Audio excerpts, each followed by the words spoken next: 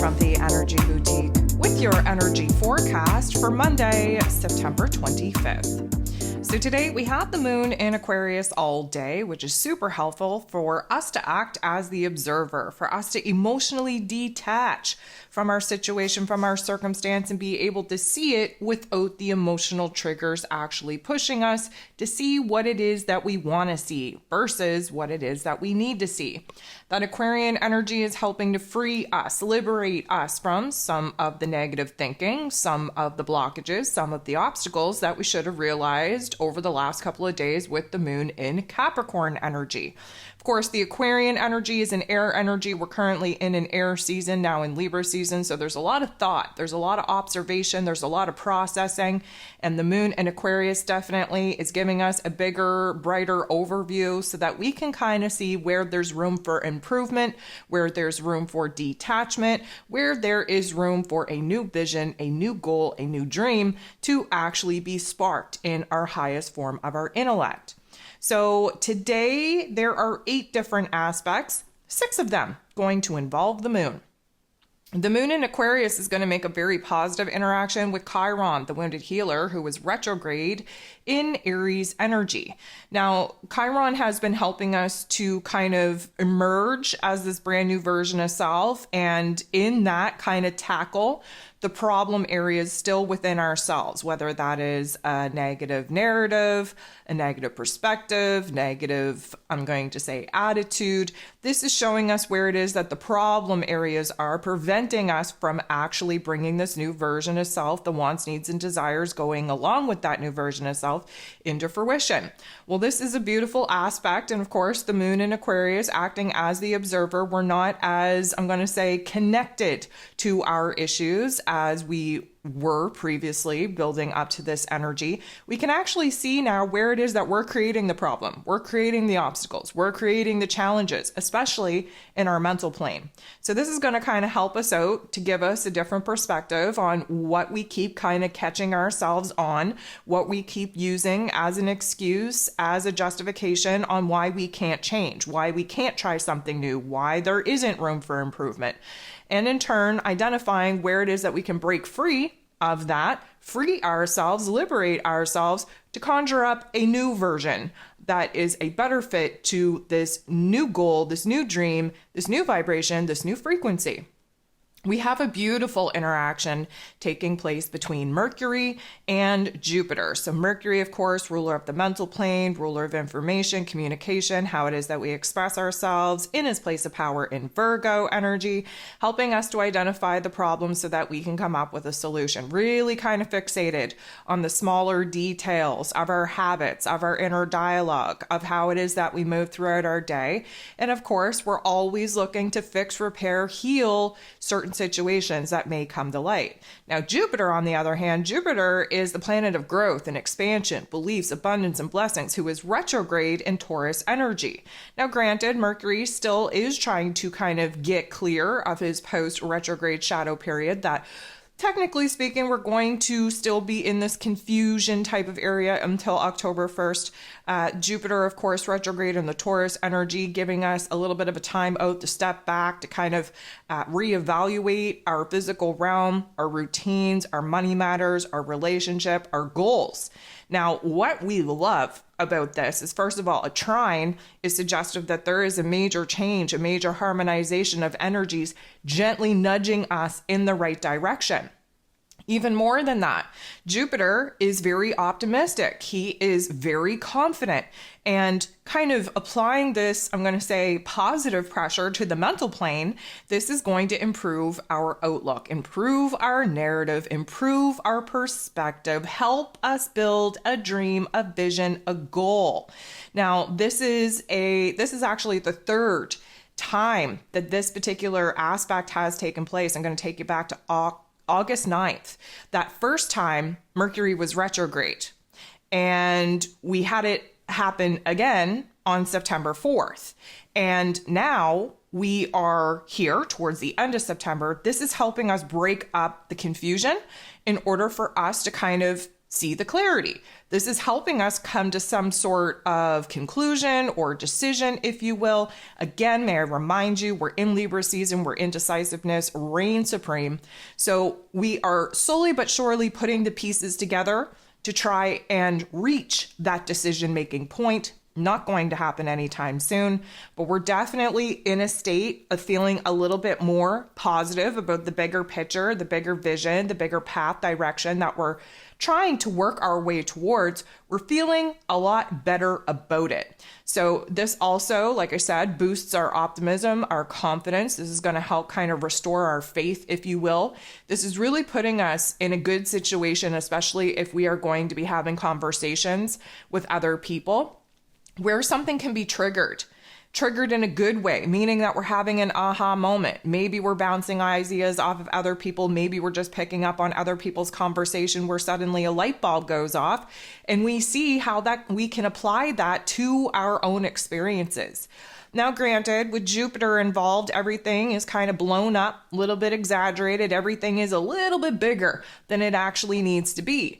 But that's not a bad thing. We need to dream a bigger dream. We need to have big ideas. We need to have big intentions. We need to have a big attitude in order for us to actually shift and orient to the path, to the possibility, to the direction that we're now trying to piece together.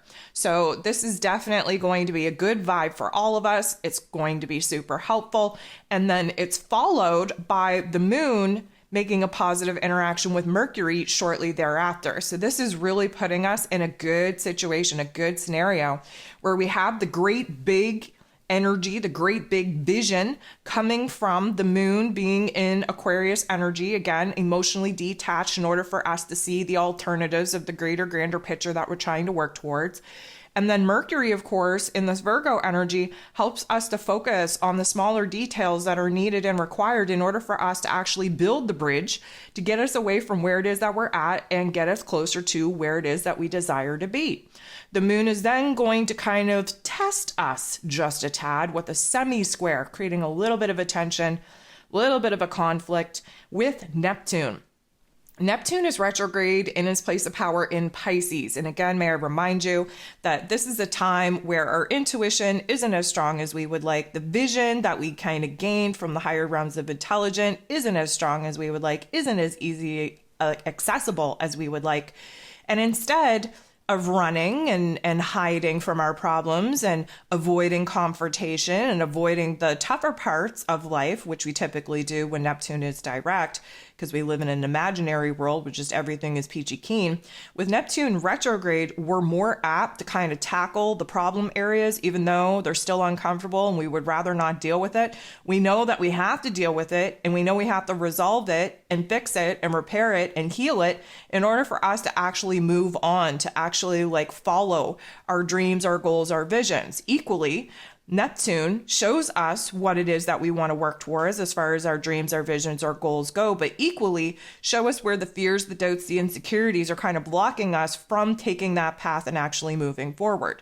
So to have the moon in Aquarius kind of semi-square Neptune at this particular point, it is going to put us in a particular situation where we're kind of relying upon our logical, practical, mental intellect more so than we are kind of leaning towards the intuitive inside of things, where we usually kind of, align with an idea that makes logical, practical sense, and then we kind of explore our intuition. Our intuition isn't as easily accessible in order to kind of piece together some of the revelations, some of the areas of improvement that, of course, are going to be illuminated to us while the moon is in Aquarius energy. The moon is then going to interact with the North Node, who is in these Aries energies, showing us the path, the plan, the goal, the vision, the direction that we need to get on in order to reach our soul's mission, our soul's potential. And of course, in order to do that, we have to break away from relationship dynamics, from caring too much about other people's thoughts and opinions. We have to kind of branch away, figure out who it is that we are now, really build the relationship with ourselves, learn to trust ourselves again, be so strong and anchored in this new version of self that we really don't care what other people may think or say about some of the choices in which we're making, because we are finally really realizing where we have to put our own wants, needs, and desires first.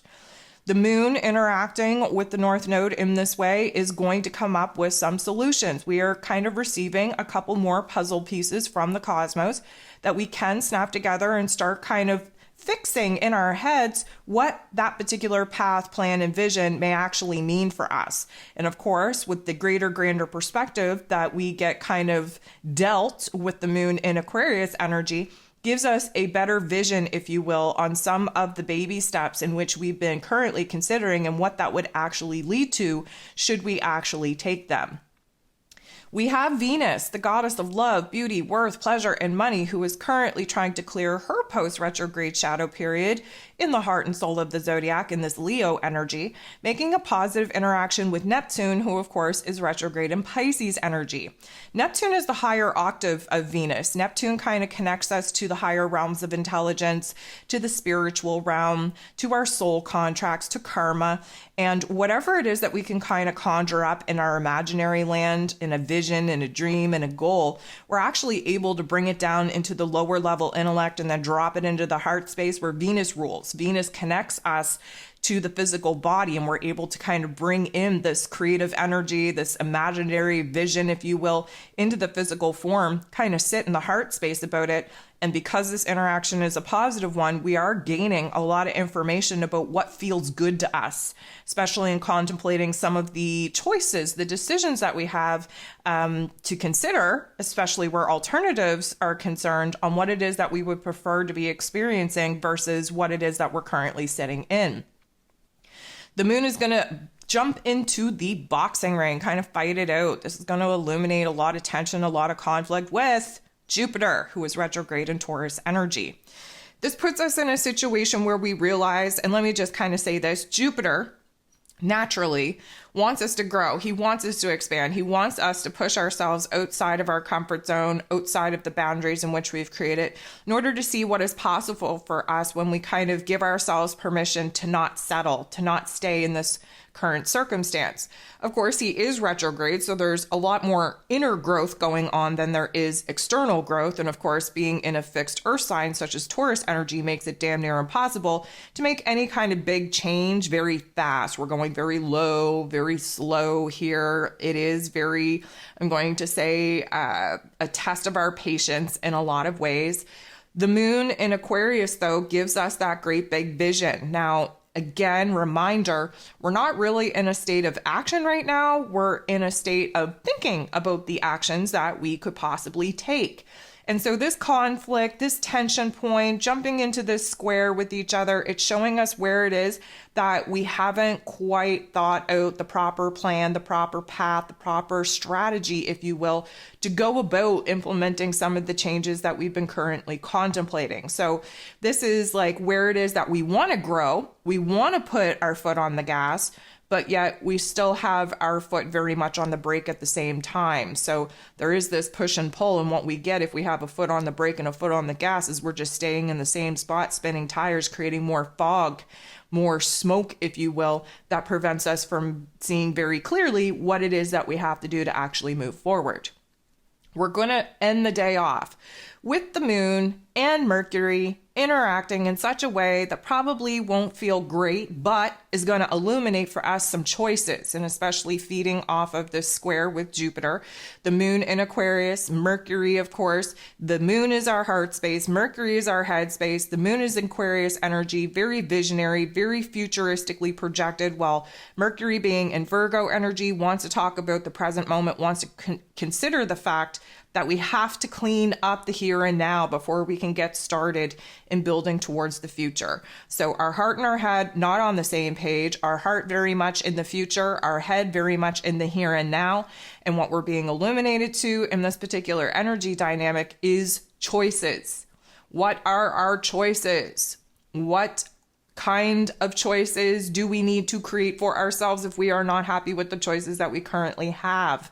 This is giving us an opportunity to see where it is that we're kind of being pulled in two different directions. And if you're lucky enough to have a plan, a strategy, a vision, a dream, a goal for yourself moving forward into the future, then this means that in order for you to actually get started building towards that exciting new adventure, there are some pieces of the current here and now that need to be cleaned up and removed before you can put all of your time, energy, and attention into thinking about the future. So this is very much us still trying to figure out who and what needs to stay, needs to go, what our futuristic vision actually is, who and what is actually in it, and then jump back into the present moment, take stock of who and what needs to go in order for us to lighten the load to actually be able to take a baby step, moving closer to our futuristic path and plan.